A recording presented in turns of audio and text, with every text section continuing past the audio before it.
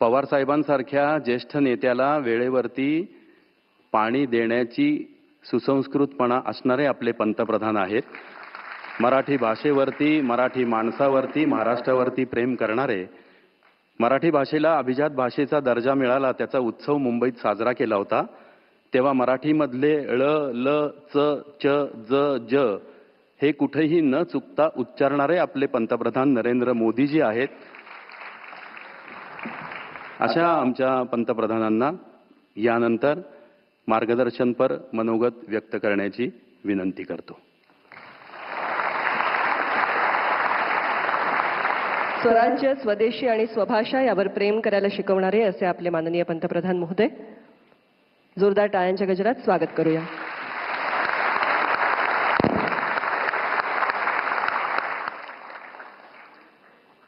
कार्यक्रम में उपस्थित वरिष्ठ नेता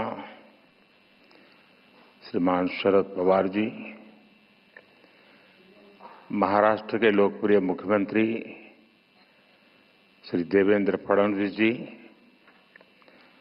अखिल भारतीय मराठी साहित्य सम्मेलन के अध्यक्ष डॉक्टर तारा भवालकर जी, पूर्व अध्यक्ष डॉक्टर रविंद्र शोभने जी, सभी सदस्यगण, मराठी भाषा के सभी विद्वद्गण और उपस्थित भाई और बहनों, अभी डॉक्टर तारा जी का भाषण पूरा हुआ तो मैंने ऐसे ही कहा फार छान।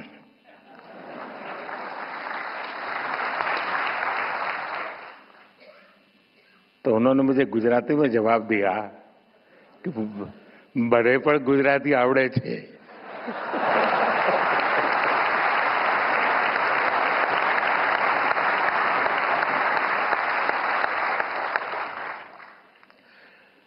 देशाच्या आर्थिक राजधानीच्या राज्यातून देशाच्या राजधानीत आलेल्या सर्व मराठी सारस्वतांना माझा नमस्कार.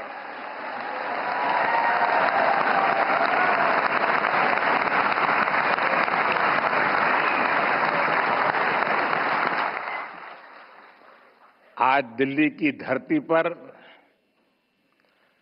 मराठी भाषा के इस गौरवशाली कार्यक्रम का आयोजन हो रहा है. अखिल भारतीय मराठी साहित्य सम्मेलन एक भाषा या राज्य तक सीमित आयोजन नहीं है. मराठी साहित्य के इस सम्मेलन में आजादी की लड़ाई की महक है. इसमें महाराष्ट्र और राष्ट्र की सांस्कृतिक विरासत है. ज्ञानोबा तुकारामांच्या मराठीला आज राजधानी दिल्ली अतिशय मनापासून अभिवादन करते.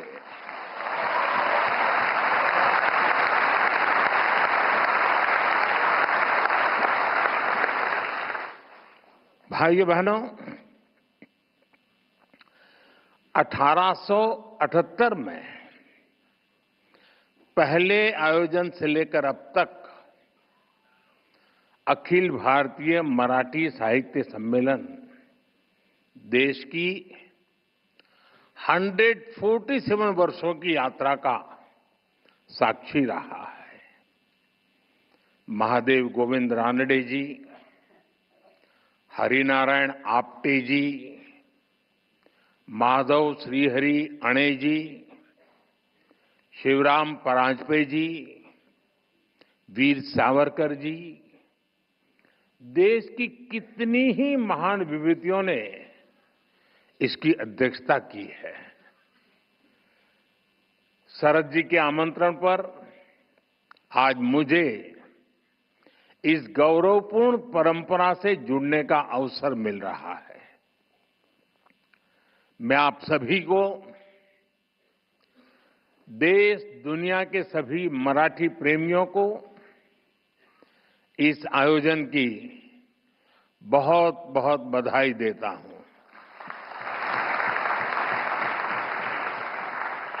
आणि आज तर जागतिक मातृभाषा दिवस आहे। तुम्ही दिल्लीतील साहित्य संमेलनासाठी दिवस सुद्धा अतिशय चांगला निवडला।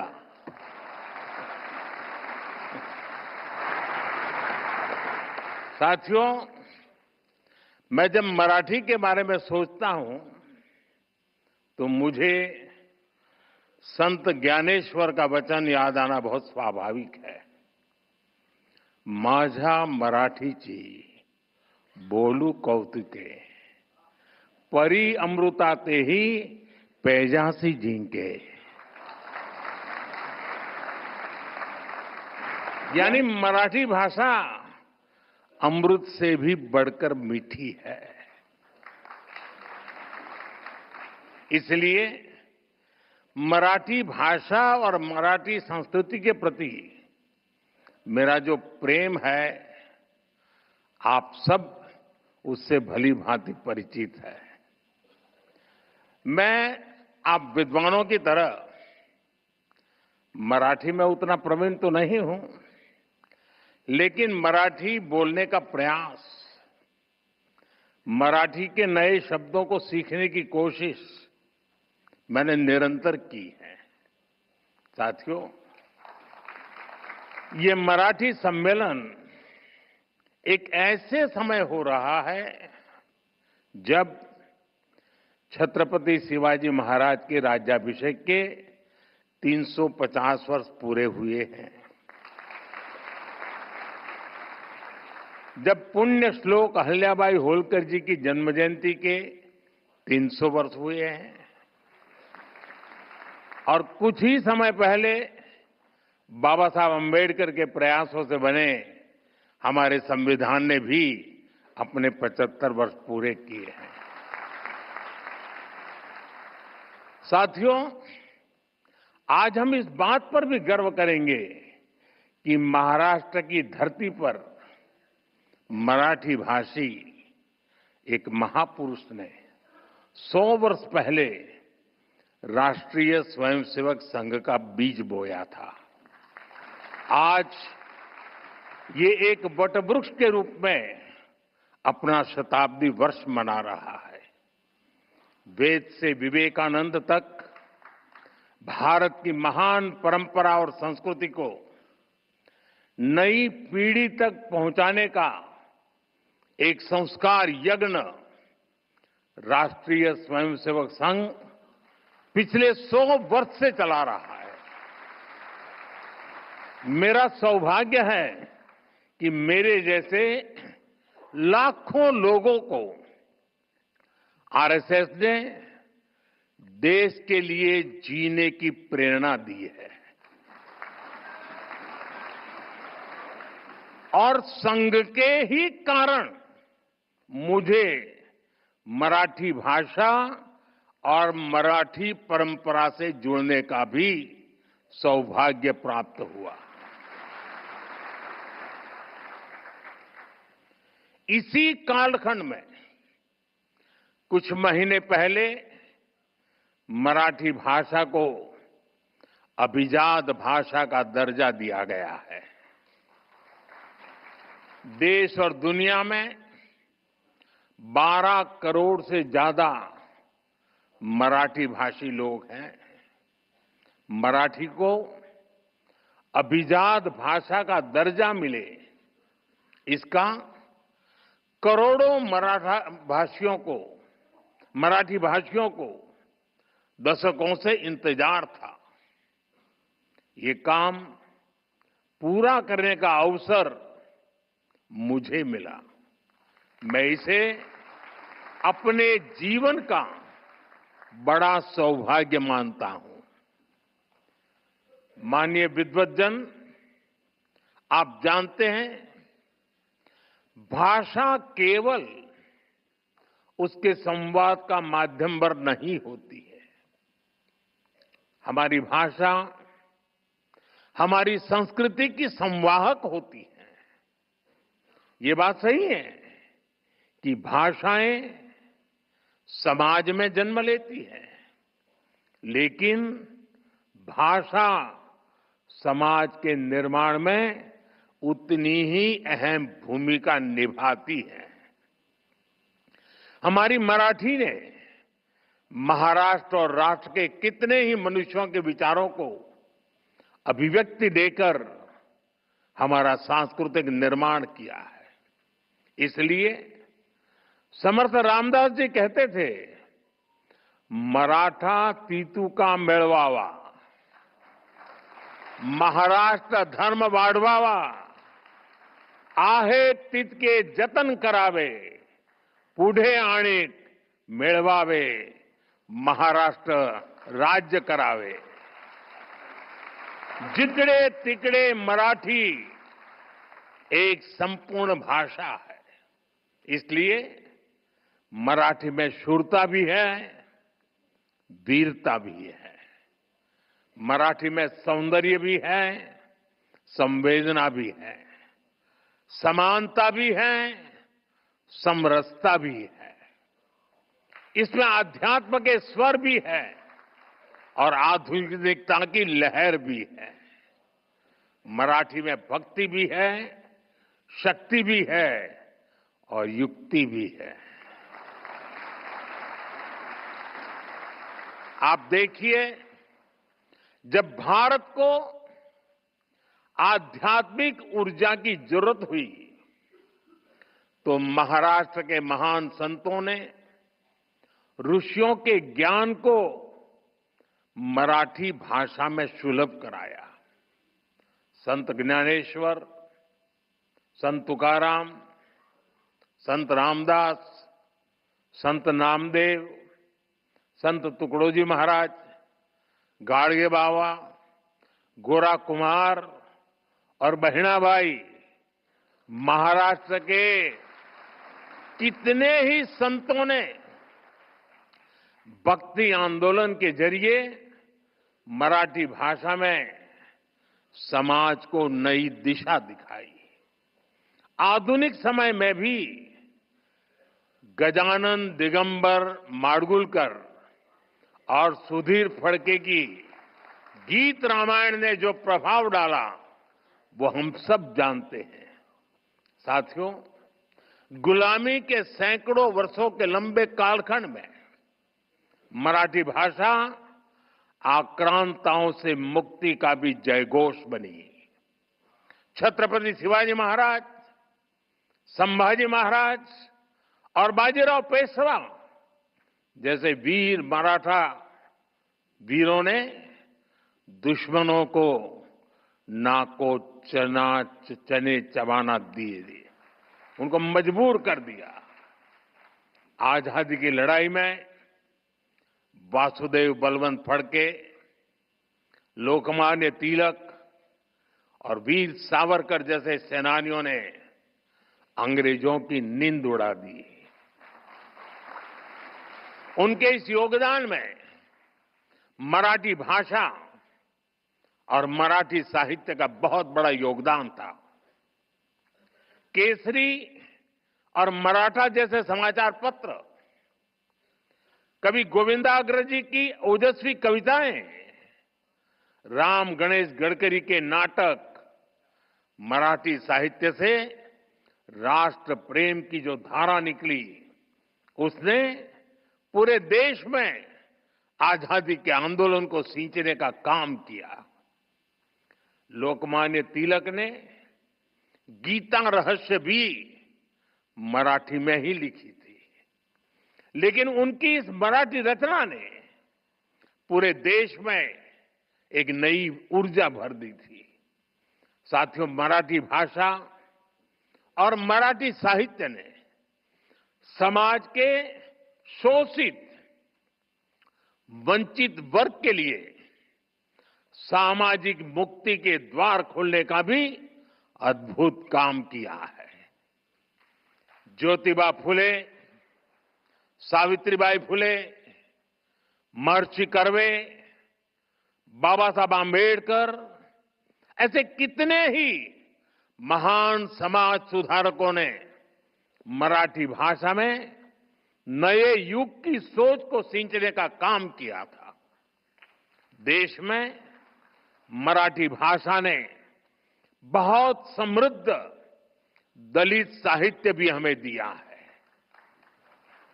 अपने आधुनिक चिंतन के कारण मराठी साहित्य में विज्ञान कथाओं की भी रचनाएं हुई है।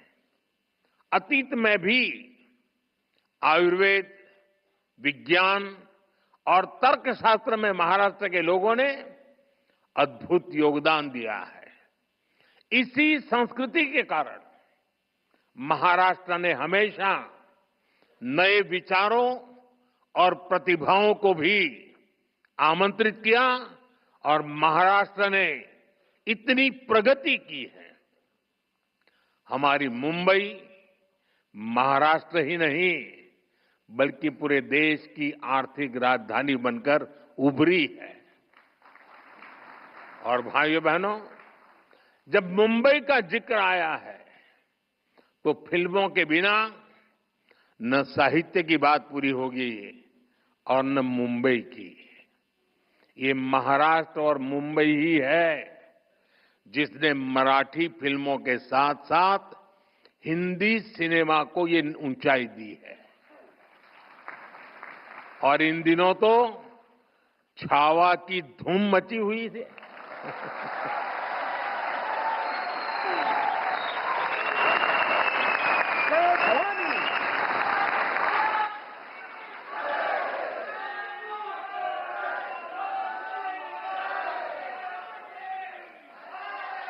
संभाजी महाराज के शौर्य से इस रूप में परिचय शिवाजी सावंत के मराठी उपन्यास ने ही कराया है। साथियों, कवि केशव सूत का एक पद है, जूने जाऊं दया मरणा लागूनी जाळूनी किंवा परूनी टाका सड़त न एक्या ठाई ठाका। यानी हम पुरानी सोच पर थमे नहीं रह सकते। मानवीय सभ्यता, विचार और भाषा लगातार इवॉल्व होते रहते हैं। आज भारत दुनिया की सबसे प्राचीन जीवंत सभ्यताओं में से एक है, क्योंकि हम लगातार इवॉल्व हुए हैं। हमने लगातार नए विचारों को जोड़ा है, नए बदलावों का स्वागत किया है। भारत में दुनिया की सबसे बड़ी भाषाई विविधता इसका प्रमाण है। हमारी ये भाषाई विविधता ही हमारी एकता का सबसे बुनियादी आधार भी है। मराठी खुद इसका सबसे बड़ा उदाहरण है, क्योंकि हमारी भाषा उस मां की तरह होती है जो अपने बच्चों को नए से नया, अधिक से अधिक ज्ञान देना चाहती है। मां की तरह ही भाषा भी किसी से भेदभाव नहीं करती। भाषा हर विचार का, हर विकास का आलिंगन करती है। आप जानते हैं, मराठी का जन्म संस्कृत से हुआ है, लेकिन इसमें उतना ही प्रभाव प्राकृत भाषा का भी है। ये पीढ़ी दर पीढ़ी आगे बढ़ी है। इसने मानवीय सोच को और अधिक व्यापक बनाया है। अभी मैंने लोकमान्य तिलक जी की गीता रहस्य का जिक्र किया। गीता रहस्य संस्कृत गीता की व्याख्या है। तिलक जी ने मूल गीता के विचारों को लिया और मराठी बोध से उसे और ज्यादा जन सुलभ बनाया। ज्ञानेश्वरी गीता में भी संस्कृत पर मराठी में टिप्पणी लिखी गई। आज वही ज्ञानेश्वरी देश भर के विद्वानों और संतों के लिए गीता को समझने के लिए एक मानक बन गई है। मराठी ने दूसरी सभी भारतीय भाषाओं से साहित्य को लिया है और बदले में उन भाषाओं को भी समृद्ध किया है। जैसे कि भार्गव राम विट्ठल बरेकर जैसे मराठी साहित्यकारों ने आनंद मठ जैसी कृतियों का मराठी अनुवाद किया। विंदा करंदीकर, इनकी रचनाएं तो कई भाषाओं में आई। उन्होंने पन्नाधाय, दुर्गावती और रानी पद्मिनी के जीवन को आधार बनाकर रचनाएं लिखी। यानी भारतीय भाषाओं में कभी कोई आपसी वैर नहीं रहा। भाषाओं ने हमेशा एक दूसरे को अपनाया है, एक दूसरे को समृद्ध किया है। साथियों, कई बार जब भाषा के नाम पर भेद डालने की कोशिश की जाते हैं तो हमारी भाषाओं की साझी विरासत ही उसका सही जवाब देती है। इन भ्रमों से दूर रहकर भाषाओं को समृद्ध करना, उन्हें अपनाना, ये हम सबका सामूहिक दायित्व है। इसलिए आज हम देश की सभी भाषाओं को मेन स्ट्रीम लैंग्वेज के रूप में देख रहे हैं। हम मराठी समेत सभी प्रमुख भाषाओं में शिक्षा को बढ़ावा दे रहे हैं। अब महाराष्ट्र के युवा मराठी में हायर एजुकेशन, इंजीनियरिंग और मेडिकल की पढ़ाई वहां का युवा आसानी से कर सकेंगे।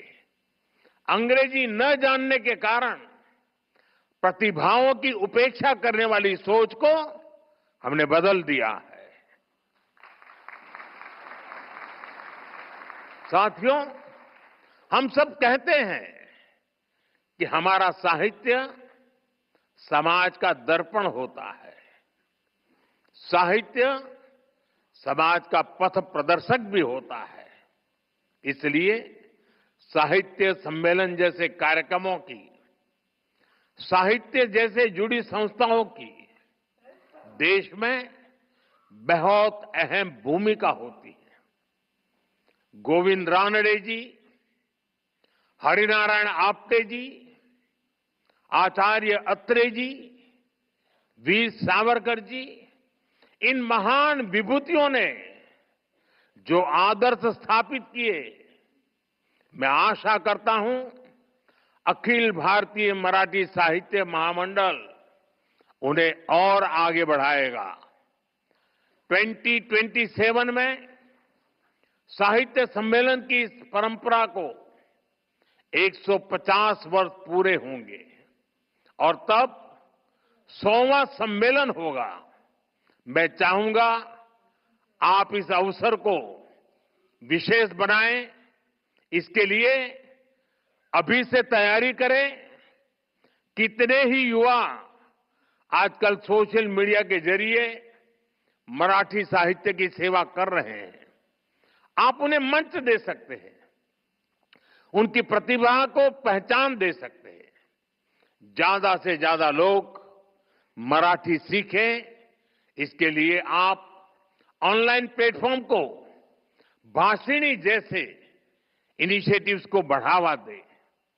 मराठी भाषा और साहित्य को लेकर युवाओं के बीच प्रतियोगिताओं का आयोजन भी किया जा सकता है।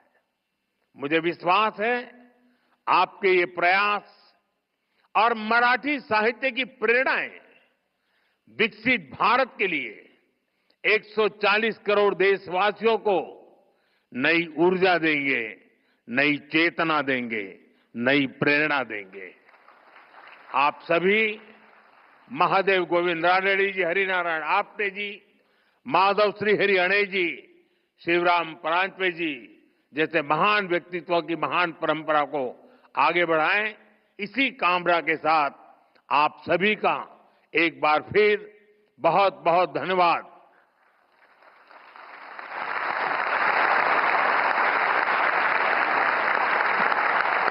अतिशय मंत्र झालेला असा हा क्षण आपणा सगळ्यांसाठी आपण सर्वांनी उभं राहून मानवंदना दिलेली आहे देशाचे पंतप्रधान आदरणीय श्री नरेंद्र मोदीजी यांना. यानंतर शमीमा अख्तर पसायदान म्हणतील आणि मग आजच्या उद्घाटन सोहळ्याची सांगता होईल. संतश्रेष्ठ ज्ञानेश्वरांच्या पसायदानाने सांगता होईल.